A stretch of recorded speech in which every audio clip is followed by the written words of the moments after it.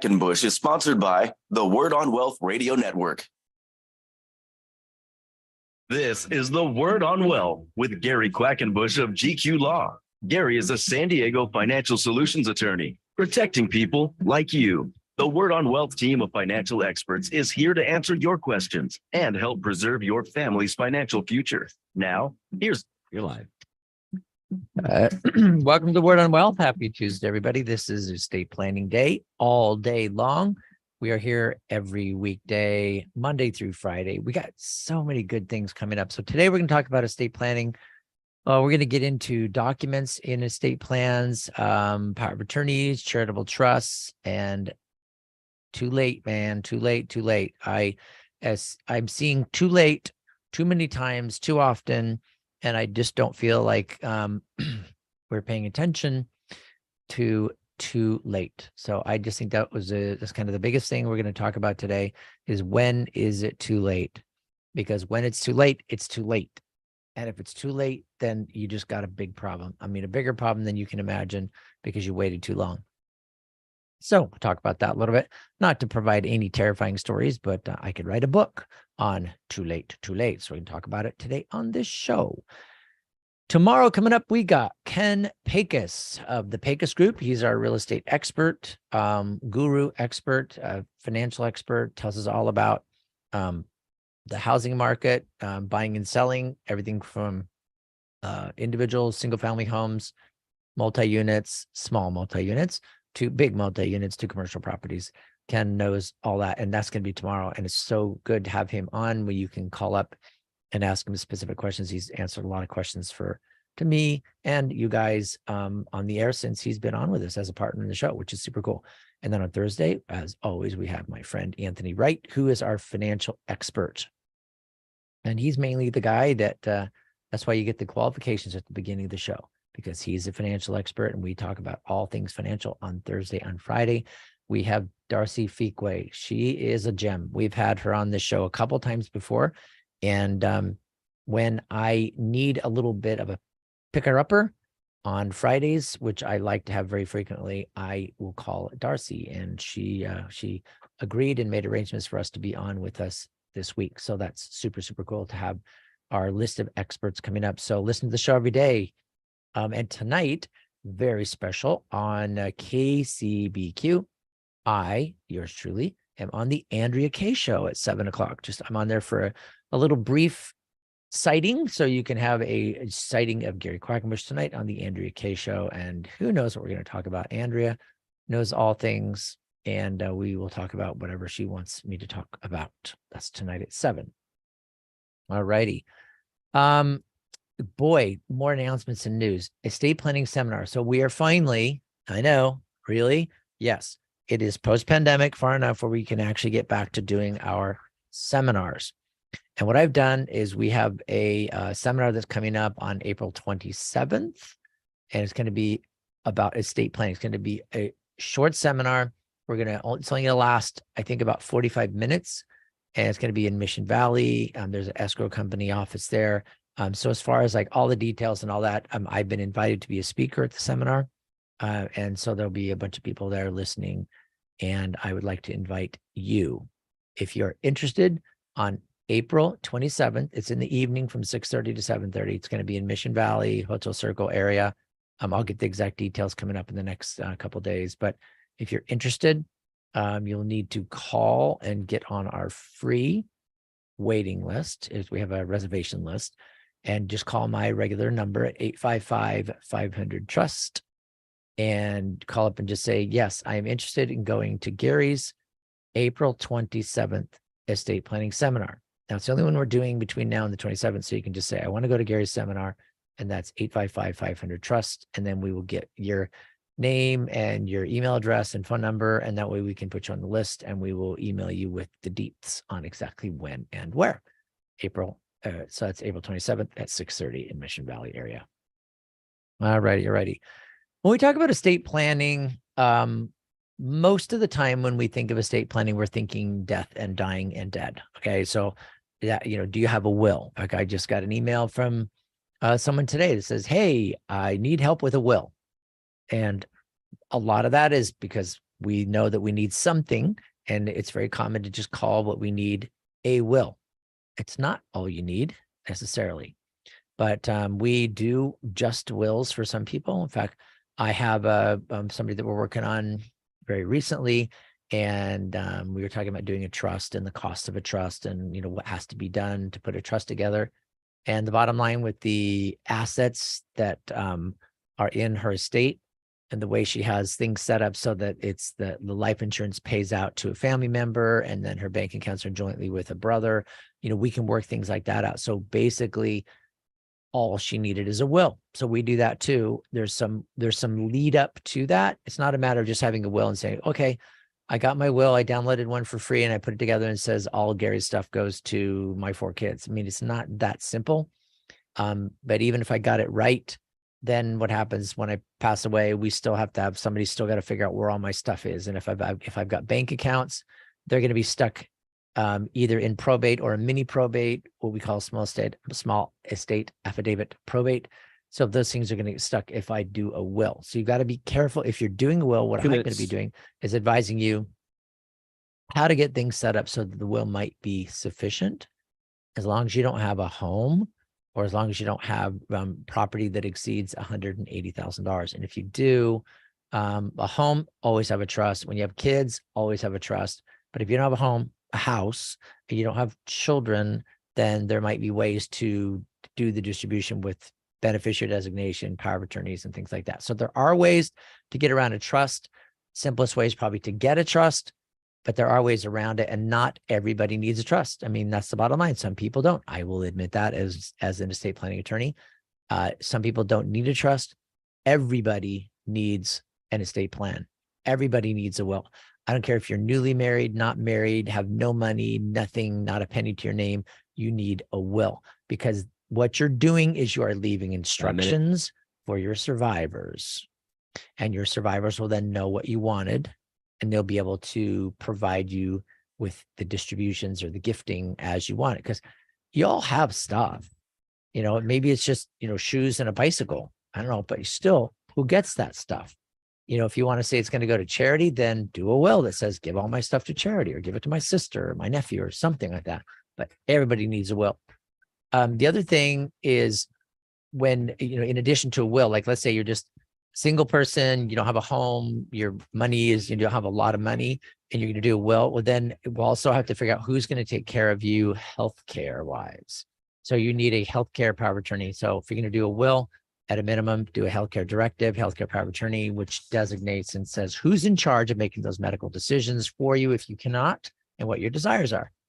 You're listening to The Word on Wealth. We're here at 855-500-TRUST. Call up and get your appointment for your free trust review. I'm looking at bad trusts and I'm fixing them. 855-500-TRUST. We'll be back in a moment.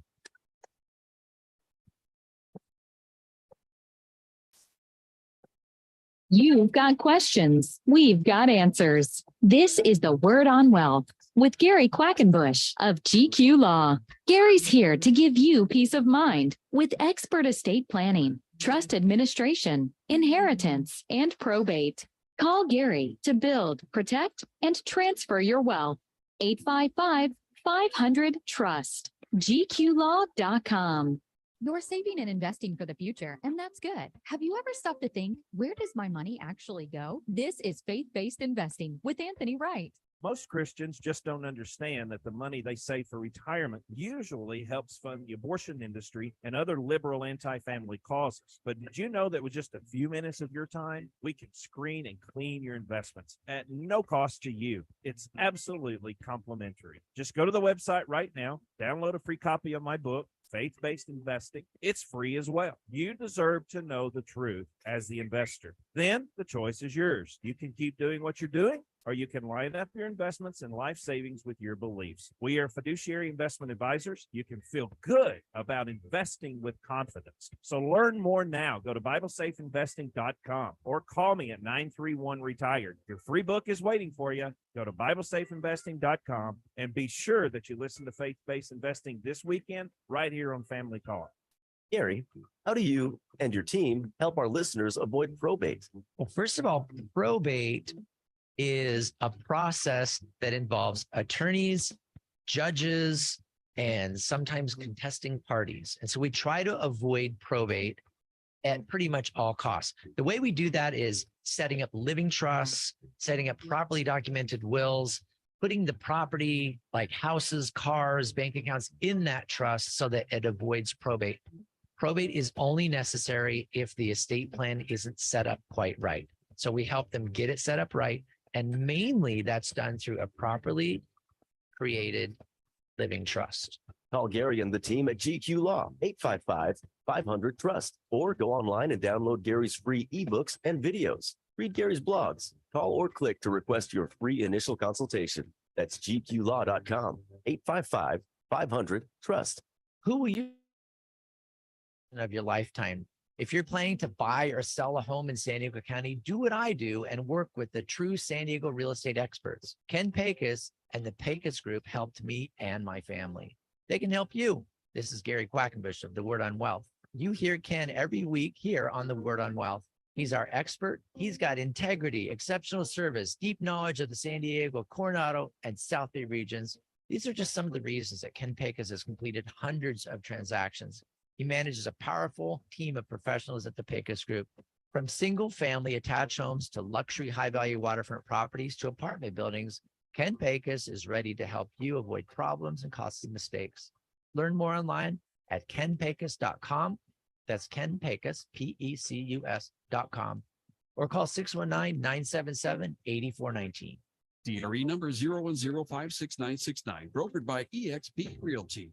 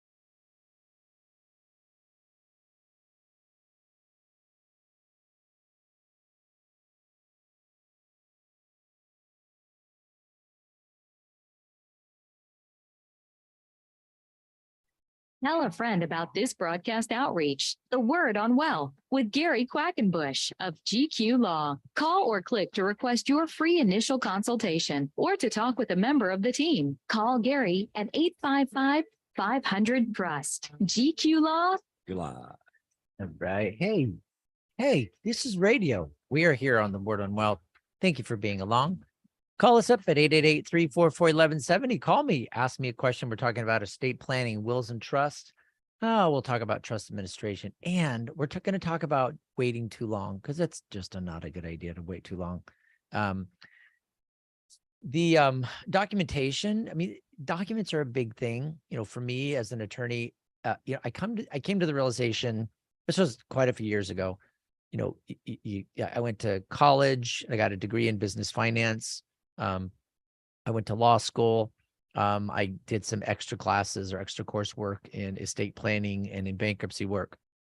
And that was kind of my, if you will, you can do kind of a ish emphasis in law school, but mostly law school, you're just trying to figure out how to get through the bar exam so you can pass it, get a ticket, and practice law. And then here I am 33 years later, still practicing law and still practicing. And someday, that's the joke, right? Someday I won't need to practice because I'll know what I'm doing.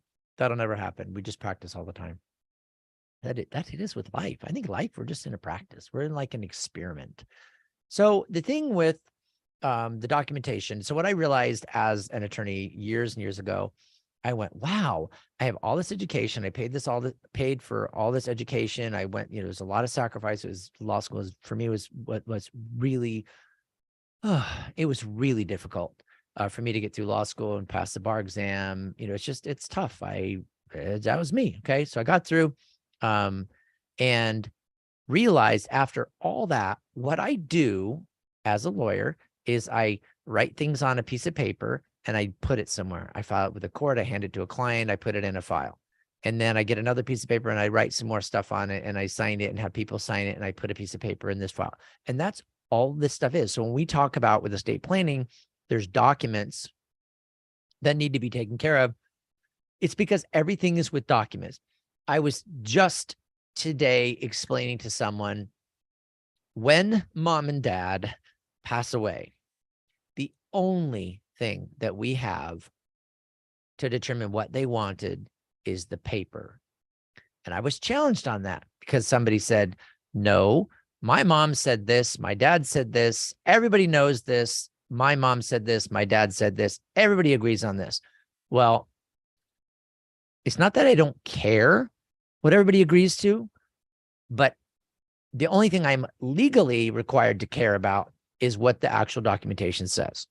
Because the bottom line, if you take out all of the emotion and all of the family powwows that we had discussing it, when you take all of that out, at the end of the day, if it got tested in the legal system requires papers. And the paper is what stands up, assuming the paper is done properly, it's notarized, you have the originals, those things. But the paperwork is what holds up. When you start to getting into testimony and, well, this is what I thought, or here's this letter from mom, or dad wrote this down, those things really pale in comparison to what the law requires. And that is a document that is legally substantiatable. It's admissible evidence. That means the document is prepared. It doesn't look like there's substituted pages, and it is signed by the trustors, the creators of that document, of the trust, and it is notarized. Why do we get a notary? Because the notary is an independent professional who is hired for the purpose of identifying who you are and watching you sign the document, and then they stamp it. Okay, they're bonded and insured. They're trained. They, under the penalty of perjury, they sign things under the penalty of perjury, which means they're saying this person is the person that signed the trust, the will, not the will, but the healthcare power of attorney, the things that are notarized. They are certifying under the penalty of perjury that was the person, that they identified that person. There's also some element of the notary making a determination that the person knows what they're doing. If all they can do is sit there and stare out the window, or they can't respond to questions, or every response to a question is just really odd. Most notaries will say, I can't do it. They don't know who I am. They don't know why I'm here. They don't know what they're signing. I can't notarize it. They're not acting as a witness to the veracity of the document or the validity of the document, or that the person understands everything in that document. That's irrelevant.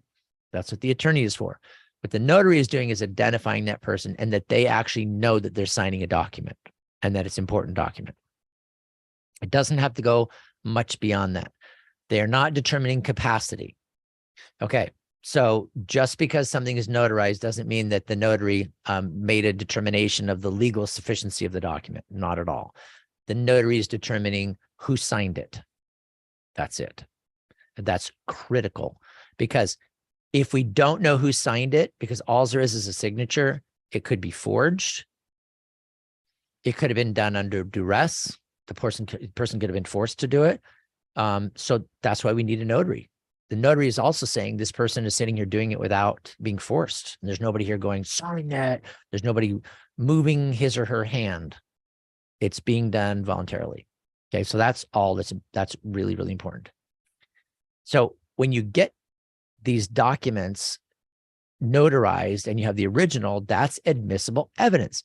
Because it's under the penalty of perjury, it is independent. That means you don't need the notary to come into court and say, yep, that's my stamp. We don't need that, because we have the stamp, and we can look it up, and there's a log and all that stuff. So we don't have to have the notaries come in and testify that that's their stamp, or that they, that's their signature. That's what the stamp is all about. Okay. And that shows that at the time that the person was alive signing it, that it's all valid and good. Okay. So if you imagine, what if you had a trust and somebody just signed it, just has a name on it. They sign it. It's not notarized. They pass away. There's nobody verifying who they were. Now we can go and say, well, that signature looks a lot like this signature, or we can, get a signature expert that says, yep, that definitely is, dad's signature on that trust. What are the conditions that were surrounding the signatures on the trust? Who was there watching him sign it? Who is there that's going to testify? Well, it's going to be usually one of the beneficiaries. Well, if the document is in favor of that beneficiary more than anybody else, well, that's bad evidence, because you have a vested interest in going in and saying, yeah, that my dad knew what he was doing. He signed that document. I told him, Dad, I really don't want this house. True story. Dad, I really don't want this house. That was the story later, is I told him I didn't want the house, but he insisted, no, I'm giving you this house. No, Dad, I don't want the house. You should give it to my sister and my brother, and we should divide it equally. No, I insist. I want you to have this house. Okay. Then he signs the document and dies. And the document says the house goes to the daughter who just happened to be there with him when he signed it. Well, how far is that going to fly? When she goes to court and says, well, he signed it. This is what he wanted. I saw him sign it. And yes, I know it gives me the house and it leaves, crumbs for my siblings, but that's what he wanted. I told him, I said, Dad, this is not necessary. You don't need to do this. I don't really want the house. But he insisted. So I'm now enforcing that, and I want the house. A judge is going to look at it, and like, well, of course you're going to say you want the house. Of course you are. Of course you're going to say your dad signed it because he was going to give you the house. And think about it. What's the next extension of that? So then she says, well, I told him I didn't want the house. Then the judge will say, so ordered. The house is not yours. Throw out the trust. Let's just do this as if there were no will, no trust or anything. And it's going to go in equal shares to the siblings. So it's like, you're kind of stuck there. So if you're going to court and trying to enforce a document that wasn't witnessed or notarized properly and saying, yeah, Dad insisted that I have that house. Well, you've got it going in both directions. Nope. Dad insisted that I have that house. Well, did you want to have the house? Yeah, I did. And why should you have the house rather than him, rather than your siblings? Well, because I took care of Dad, and because, I was closer to Dad, and my siblings never came to visit. And it's 10 years. My brother never came to visit the house in 10 years. And I was there taking care of my dad all by myself. Well, what's your brother going to say? I'll tell you what your brother's going to say. Your brother's going to say, I tried, but every time I called Dad's cell phone, my sister hung up on me, and then she changed his number. And then I came to visit and she said he was sleeping. And then I came to visit an hour later and said, no, he's eating lunch and he doesn't want to be disturbed. And then I came the next day and said, nope, sorry, Dad's not feeling well. And then I came 3 weeks later and she said, nope, Dad's not up for a visit today. He's, I got to take him to the doctor and he's resting up. These are literally the stories that happen. So when you are the child that's there doing your job and taking care of your parent, because that's our job as kids, and you're taking care of the parent, I just think you've got to be really careful. And do you need to document what you're doing? And yes, brother called and I said, yes, Dad's here all day, feel free to come. Are you recording your conversations and all that?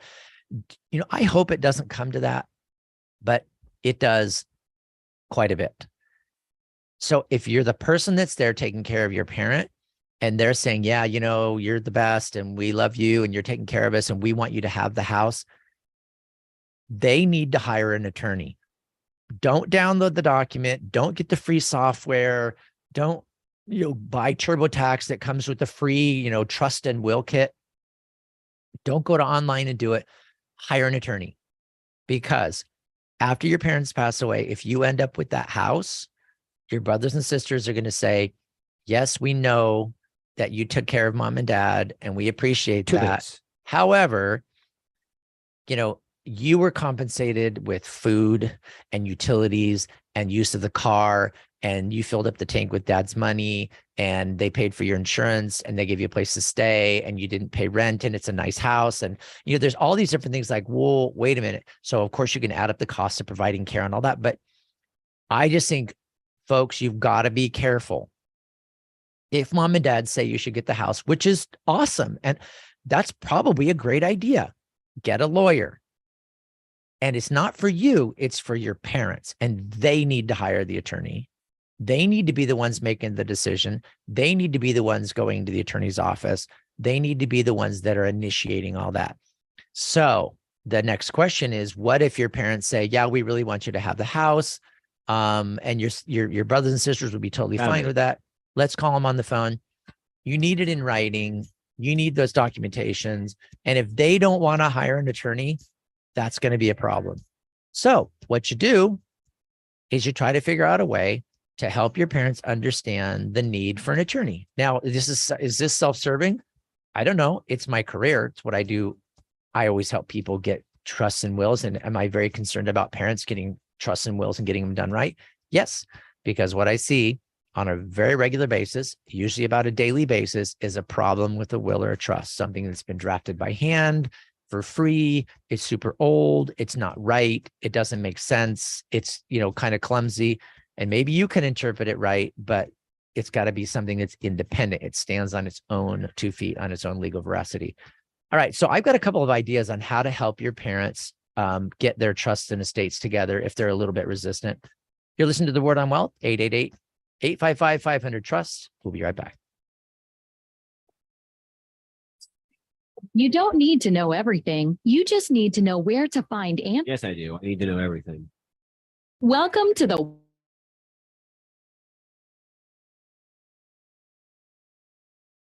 you've worked That's hard our for. job. With expert estate planning, trust administration, inheritance, and probate. Call Gary and the team at gqlaw.com. 855-500-TRUST. Call me.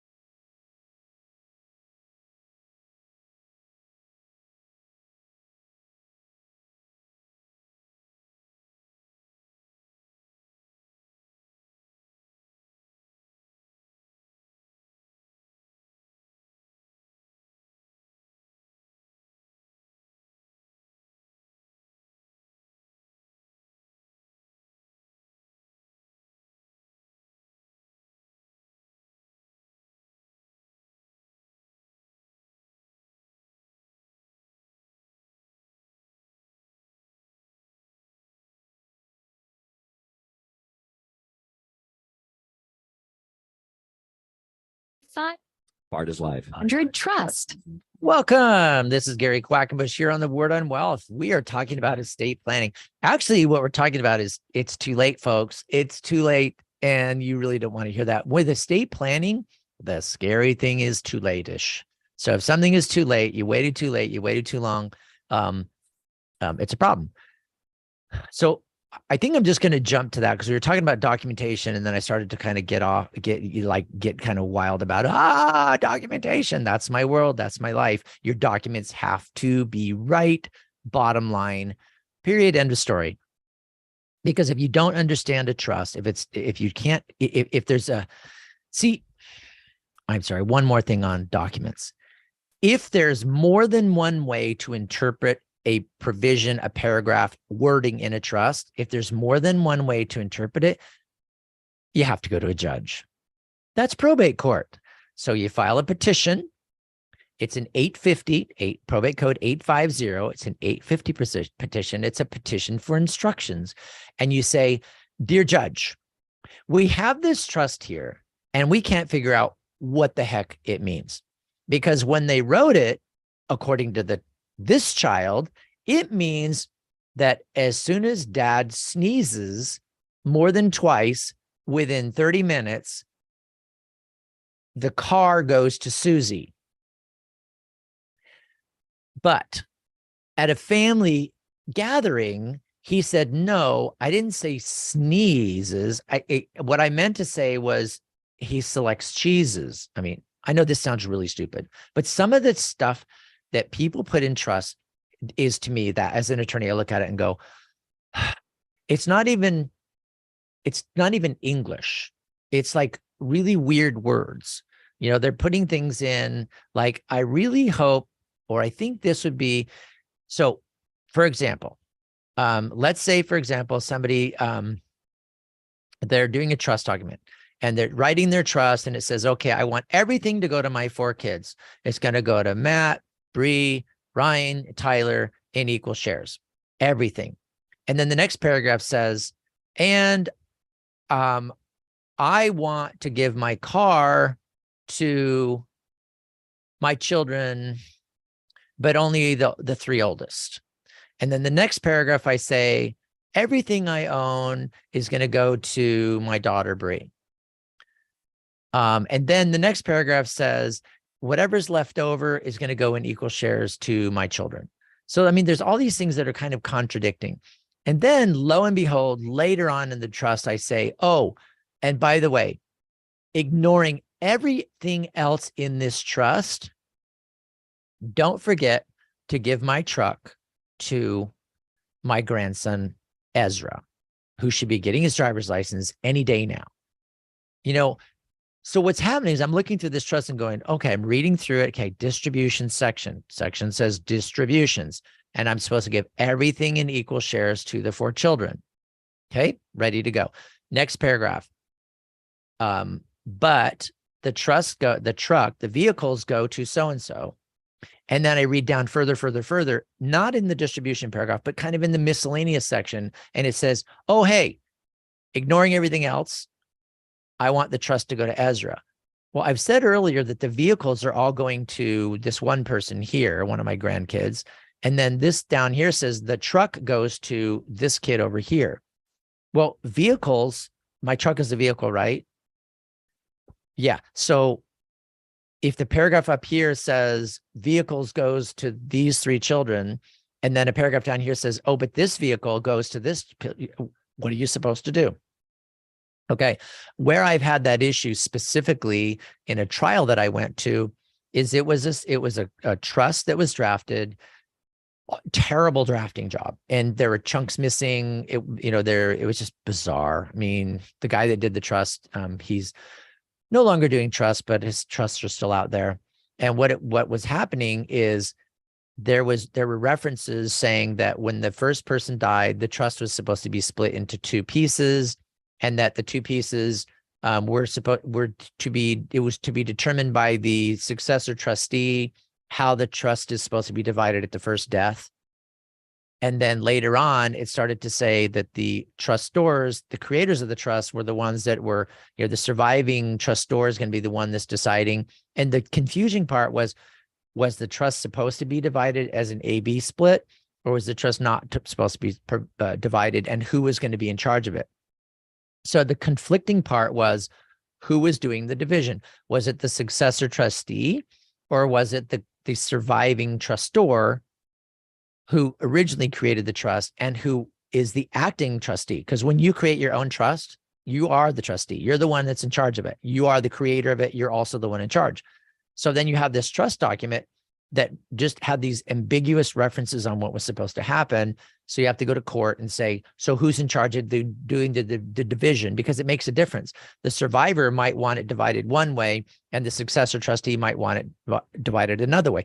How could that be? Well, the survivor is the one that's going to depend on those assets while they're alive. And the successor trustee, coincidentally, is one of the beneficiary children. And he's looking out to see if the assets are preserved for his taking later. So you have these two competing interests. The creator of the trust has their interests. The surviving creator of the trust has their interest. And then the successor trustee has a little bit of a conflicting interest. Okay. A situation we had that was really crazy. By the way, if you have any questions on this stuff, you can call me directly at 855-500-TRUST if you want me to help you determine.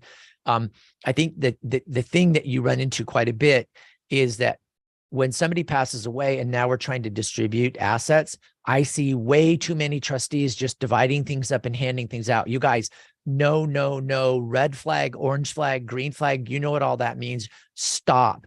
Red flag, do not just start handing things out. Your job is to account for every single penny in that estate and determining where it goes and letting all of the beneficiaries know who gets what before you hand out money, unless it's by agreement with all the beneficiaries. So don't just start handing out money, because what if there's a problem with the trust? What if there's an interpretation issue? What if they have a tax problem in the past? What if there's too many what ifs? So you don't just take over as trustee and start handing out money. Okay. So we had a situation that was kind of an unbelievable situation. And that is the trustor had a trust professionally created. All right. Then as he had the trust, it was, years and years later, he wanted to change the distribution. So what he would do is he would go to his trust binder, his 3-ring binder that had his trust in it, and he would pull out the page called distributions, and he would retype the distribution like he wanted, and then he would put that substituted page back in the document. Okay. Now, literally a different type of paper. I mean, it was clearly a substitution, and he stuck that in, and this is in the original trust.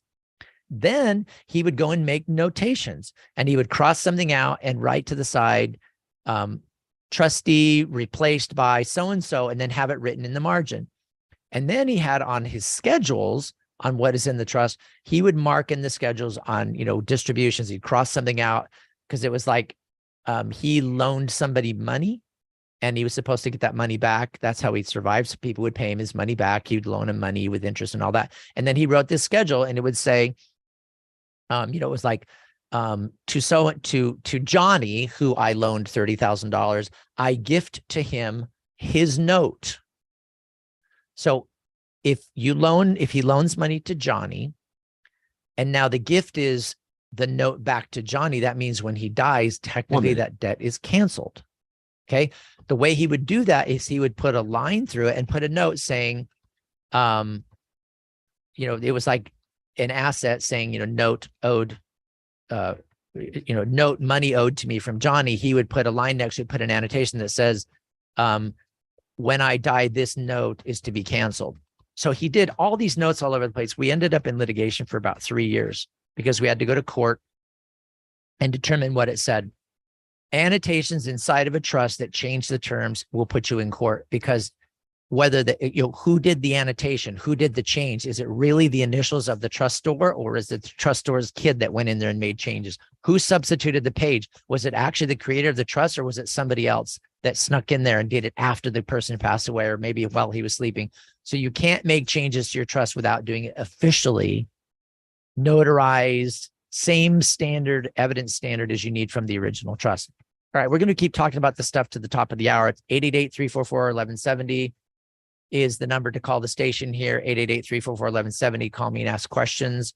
And we're going to keep talking about wills and trusts when we come back. You've got questions. We've got answers. This is the Word on Wealth with Gary Quackenbush of GQ Law. Gary's here to give you peace of mind with expert estate planning, trust administration, inheritance, and probate. Call Gary to build, protect, and transfer your wealth.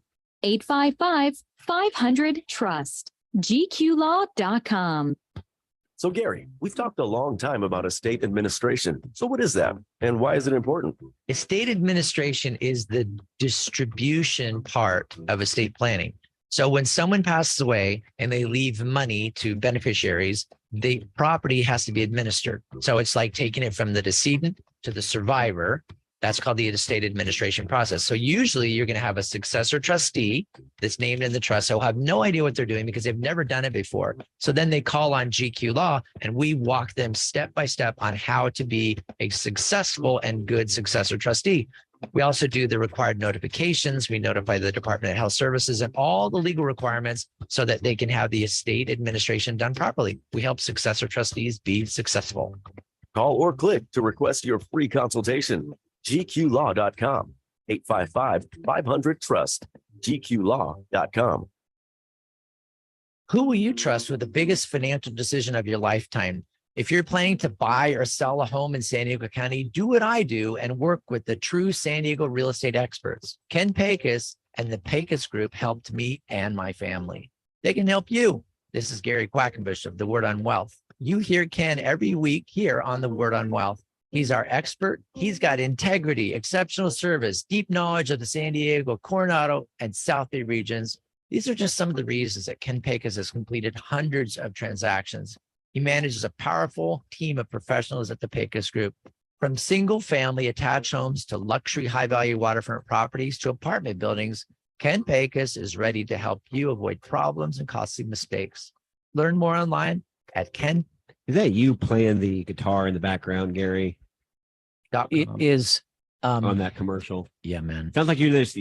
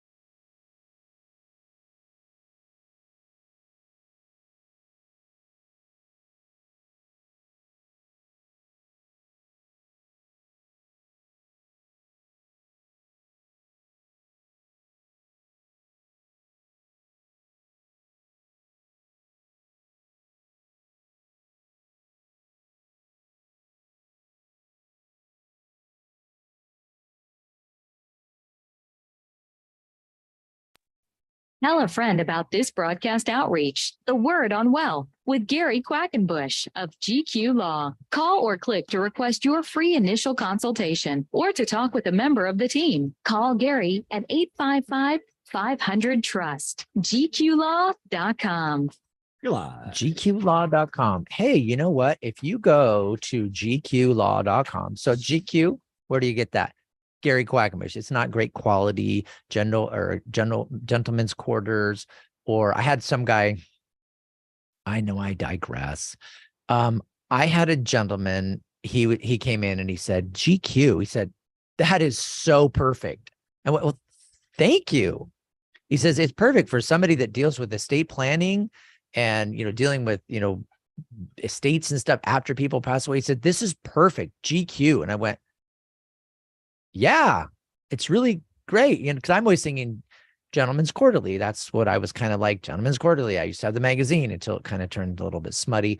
But he goes, yeah, General Quarters. What? General Quarters. He said, General Quarters, Gary. I go, no, I'm sorry, I'm not picking up. He says, General Quarters. He says, when you are on a ship and there's an air raid, they say all personnel to General Quarters, all personnel to General Quarters. When he said, it's like all hands on deck, you all go to General Quarters. And he said, that is fantastic for somebody that deals with problems and tax problem solving and dealing with people's estates. He said, it's wonderful. So that was pretty cool. I'm always thinking, Gentleman's Quarterly. I'm not a cool Gentleman's Quarterly fashion magazine type person. I just happen to have really cool initials. Thanks, Mom. But general quarters, man, all hands on deck. Let's take care of this. And we are talking about some of those general quarters type things today. And that is things that are, things got messed up. Things weren't done right. If you come in and I'm reviewing your estate plan for you, which I do for free for my listeners, you just have to call my office, 855-500-TRUST. You bring your trust in with you, or you send it ahead of time and we'll have it printed out and ready. I will not review it ahead of time. Okay. My job is to review it while you're with me. So as a result, I'm not going to do a super thorough review, but I will look through it enough to tell you what I think about it. I'll tell you what your distribution does. And I'll tell you who your trustees are and what the legal sufficiency of that document is. I'm happy to do that. And I'll tell you if there's things that are missing. So we can talk about, do you need an amendment? Do you need to fix things? What we're really going to go over initially is I'm going to find out about your stuff. Do you own a home? Is there a mortgage? Do you own cars? How much you have in savings, retirement accounts? How are your beneficiary designations set up on things? Does a life insurance beneficiary go to your spouse or to your kids or to your trust? And I want to find out about those things and review your trust, because once I know what your stuff consists of, what your estate consists of, I can figure out what is in your trust, and then I can figure out whether your trust is sufficient. I'll have somebody come in with a trust that's like 150 pages, a 200-page trust. There's some attorneys that draft things like that. And the first thing I do is I look at it like, okay, this thing weighs 10 pounds. I look at your assets and I go, you have $2 million of assets. Under current law, you can have $24 million, $26 million, $24.5 million of assets before you need anything fancy. And I look at it, you got a husband, married to wife, they have children, they want all the money to go to their children in equal shares. They've got their adult children named as not only as beneficiaries, but as the successor trustees. And then they have this estate, house, retirement account, investments, $2 or $3 million. And they've got a trust that's 200 pages long. That's ridiculous. I mean, it's not necessary. You don't need to write the treatise on estate planning and have it in your trust. What happens if you have a trust that is that complicated, when you pass away, it is such a mess. Your successor trustee is like, I don't even know how to read this. Well, who's going to read it? Well, usually they're going to go back to the attorney that drafted it, who's going to say, whoa, this is a big sucker. We need $50,000 to review the trust and to do the distribution of your assets. Or if it's a $2 million estate, they're going to say, we actually need, $2 million estate. We need, $25,000, $30,000.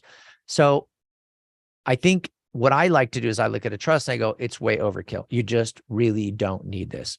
You don't need a school bus to haul you and your 2 children down to the corner or to go camping. You don't need a school bus that sees 40 people. It's not even nice to have. It's just like, how do you clean it? How do you take care of it? I don't know. That's the way I look. I just don't like overkill. I don't like dramatic overkill. I like to add in flexibility. I like to add in readability. My goal is for my trust that I draft, it's something that you can read through, and almost 100% of the time you can read through it and go, okay, I understand this. This makes sense to me. And that's the cool thing about when I have somebody coming in to do their trust review, like if they come, to do their trust signing, because we put together the estate plan, is they can read through it and go, oh yeah, okay, I understand that. What does this mean? What is this, this law against perpetuities? What does that mean? I have to explain that. Or why does it say in here that this trust can only last for 90 years? What the heck is that all about? And I explained that under California law, you have to have an end date to the trust, and it has to be within 90 years. And what about this rule against perpetuities? Well, that's because you can't set up what we call a Kennedy trust on a regular standard trust. That's something much more insane. But there's just these certain little legal things that we have to put in the trust so that it's actually legally enforceable. But as far as distribution and how things go in property, that's got to be all understandable. It's got to be intelligible where you understand it. We can explain it. Most of my clients are just like, oh, wow, this is a lot easier to understand than I thought. And the terminology is right. We'll explain it perfectly and all that. And just makes it so I want you to be able to understand your stuff so that you don't need me to call me and say, Gary, on page 96 of the trust, it refers to this and that and the other, I don't have to say, oh yeah, that doesn't apply to you. What about this on 97? No, that doesn't apply to you either. What about this paragraph when it explains this? Oh, that doesn't apply to you. I mean, I just don't like a trust that is just, replete with things that don't even apply, because it doesn't make any sense. You don't, I don't know if you, the owner's manual of your car doesn't have to explain, the inner workings of every car in that, in that manufacturing line. It just has to tell you what you need to know to be able to make your car function perfectly to its maximum capability. So I like simplification. What I'm doing a lot with people is like, I'll have people that come in and they say, I want you to review my trust. I look at it and it's an AB trust. I go, why did you have an AB trust? I don't know. Well, do you have any, what do you have in assets? So we go through the assets. How long have you been married? And are your children all, the two of you, these are all these are your children. There's no like blended family thing. No. Do you have any idea, any understanding why you have an AB trust? No, I don't. Well, then we're getting rid of it, because you don't need an AB trust anymore. You haven't needed one since 2008, unless you had assets that exceeded the maximum, which right now that's, $24.5 million. Almost, not a lot of people are up in that range. So I look at it as, do you need an AB trust? No, not necessarily. What if you have a blended family? So then just the opposite. I have somebody that comes in, it's a blended family. Husband has a couple kids, wife has a couple kids, and then they've got a couple kids on their own. So they got 6 kids. How they doing the distribution? They're saying, yeah, it's okay. Once we're both dead, everything's going to go to all of our kids, all 6. I said, okay. What about if husband dies? What about if wife dies first and, husband's going to be around another 15 or 20 years? Is that okay? What do you mean, is it okay? Well, what if husband spends all the money and there's nothing left for wife's 2 children? Oh, well, we don't want that. Okay. Well, then let's talk about an AB trust. That's when you do AB trust, when you have blended families and you want part of that money to be preserved, held in a trust, a separate trust that can only be accessed if the survivor needs it. And it has to be for necessities, health, education, that type of thing, we call it HEMS, health, education, maintenance, and support. So there's this ascertainable standard that says, if husband is the survivor, his is the A trust now, because we split it up and then we put certain assets in the B trust. So if husband spends all of his money in the A trust, he can still get money for necessities in the B, out of the B trust. The B trust belongs to the deceased wife. And eventually that money is going to go to either all of the kids or her 2 kids that they have in common and her 2 kids that she brought into the marriage. So that's when you do AB trust, and we can work on that. 2 minutes. But I don't want the complexity. I want you to understand why you have an AB trust. And if you don't understand it, let's talk about it. Let's figure it out. Maybe it's necessary. Maybe it is not. AB trust adds complexity. It adds difficulty and challenge for the successor trustee if it is not necessary, because the AB trust, the successor trustee has to make some really hard decisions on whether they should carry it out or whether they should breach that part of the trust. So I say, make it so your successor trustee is not having to breach their duty to start out. Make it so they can do their job right. I'm happy to review your trust, 855-500 trust. If you don't have a trust, if you have a home, if you have kids, you need a trust. They're not that expensive. I mean, just come in and get a trust. Let's talk about it. 855-500 trust. If your parents don't have a trust, bring them with you to your trust appointment and say, Dad, Mom, I need an extra set of eyes. I'm going to go talk to this guy about my own estate plan, and I'd love an extra set of eyes. Would you come with me as kind of my helper? Call us up, 855-500 trust. All right. So I promised you I'd tell you how to get your parents to get a trust set up. And I don't mean manipulation. All I'm telling you is it's difficult sometimes if you're, 70, 80, 85 years old and you don't have a trust. I think at that point, it's kind of like, I don't want to think about it. I got other things going on. I'm trying to stay alive here. Why do I need a trust? It's going to be important. And if you're trying to just drag your parents in to get a trust, I think it's a bad idea. What I've seen work, and I think it's a good idea, is you just invite them to have your dad come with you. And if your dad's listening and saying, oh, that's what my daughter's trying to do, fine. But at least at least you're not coming in for your own appointment. Come in for your appointment or go in with your daughter, or daughter, take your parents with you so that they can see that, at least to get that education. Also, call us up if you want to go to my seminar on April 27th, 855-500 trust. Tell us you want to be on the seminar list and we'll put you on there, 855-500 trust. Tell a friend about the Word on Wealth, featured since 1995. With financial solutions attorney Gary Quackenbush, an expert in estate planning, wills and trusts, and tax problem solving. Gary is past president of the California Society of Tax Consultants. Reach out to us. The Word on Wealth team of financial experts is here to answer your questions and help preserve your family's financial future. The information you hear on the Word on Wealth is for general information purposes only. This program discusses general financial and legal topics. Seek legal advice from a competent lawyer for your individual legal needs.